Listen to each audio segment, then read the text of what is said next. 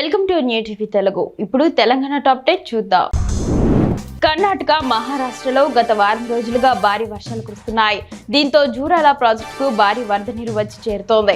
ఈ క్రమంలో అధికారులు అప్రమత్తమై 12 గేట్లను ఎత్తి నీటిని దిగువకు విడుదల చేస్తున్నారు. గేట్లు ఎత్తే సమయంలో 9వ గేట్ రోప్ తెగిపోయినట్లు అధికారులు తెలిపారు. అలాగే 12, 16 గేట్లు కూడా చాలా బలహీనంగా ఉన్నట్లు తెలుస్తోంది. దీంతో జూరాల ప్రాజెక్టు సమీపంలోని ప్రజలు భయాందోళనకు గురవుతున్నారు. గోషామహల్ నియోజకవర్గంలోని హిందీ నగర్ స్పోర్ట్స్ కాంప్లెక్స్ లో ఎమర్జెన్సీ వ్యతిరేక దినోత్సవ సందర్భంగా ఏర్పాటు చేసిన సదస్సులో సిర్పూర్ ఎమ్మెల్యే డాక్టర్ పాల్వాయి హరీష్ బాబు పాల్గొన్నారు. వారు మాట్లాడుతూ ఎమర్జెన్సీ చీకటి రోజులు భారత ప్రజాస్వామ్యంలో మాయని మచ్చాని తెలిపారు. ఇందిరాగాంధీ నిరంకుశానికి పరాకాష్ట ఎమర్జెన్సీ విధింపని సరిగ్గా 50 సంవత్సరాల క్రితం ఈ దమనకాండకు తెర తీశారని విమర్శించారు.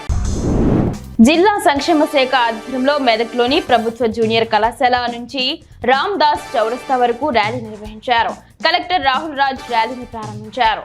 ప్రపంచ మాదక ద్రవ్యాల నిర్మూలన దినోత్సవ సందర్భంగా ర్యాలీ నిర్వహించారు. ఈ సందర్భంగా కలెక్టర్ మాట్లాడుతూ యువత మత్తు పదార్థాలకు బానిసలు అవుతున్నారని చెప్పారు. మెదక్ జిల్లా తూప్రాన్లో ప్రపంచ మాదక ద్రవ్యాల దుర్వినియోగం, అక్రమ రవాణా వ్యతిరేక దినోత్సవాన్ని పోలీస్ శాఖ ఆధ్వర్యంలో నిర్వహించారు.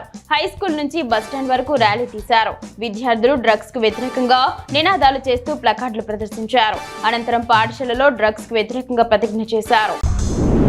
విద్యార్థులు మత్తు పదార్థాలకు బానిస కావద్దని సంగారెడ్డి మండల విద్యాధికారి విద్యాసాగర్ అన్నారు. సంగారెడ్డిలోని పోతిరెడ్డిపల్లి జిల్లా పరిషత్ ఉన్నత పాఠశాలలో విద్యార్థుల చేత ప్రతిజ్ఞ కార్యక్రమం నిర్వహించారు.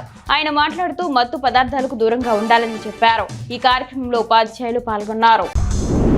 వేల్పూర్ మండల కేంద్రంలోని అంతర్జాతీయ మాదక ద్రవ్యాల దుర్వినియోగం, అక్రమ రవాణా వ్యతిరేక దినోత్సవం సందర్భంగా పోలీస్ శాఖ ఆధ్వర్యంలో 2K రన్ నిర్వహించడం జరిగింది. హై స్కూల్ నుండి విద్యార్థులతో అంబేద్కర్ చౌరస్తా వరకు ర్యాలీ నిర్వహించారు. 2K రన్ కార్యక్రమాన్ని విజయవంతం నిర్వహించారు. అబిడ్స్ ఇస్కాన్ ఆలయ ఆధ్వర్యంలో జూన్ 27న హైదరాబాద్ లో శ్రీ జగన్నాథ రథయాత్రను ఘనంగా నిర్వహించనున్నారు. 11 గంటలకు ఎన్టీఆర్ స్టేడియం వద్ద మంత్రి సీతక్క ప్రారంభించిన ఈ యాత్ర దక్షిణ భారతదేశంలో అతి పెద్దదిగా నిలవనుంది. 2 లక్షల మంది భక్తులు, 5,000 వాలంటీర్లు, 5 టన్నుల ప్రసాదం పంపిణీ, ప్రత్యేకంగా మహిళల కోసం ఒక రథంతో కూడిన ఈ యాత్ర నాంపల్లి ఎగ్జిబిషన్ గ్రౌండ్స్ వద్ద ముగియనుంది.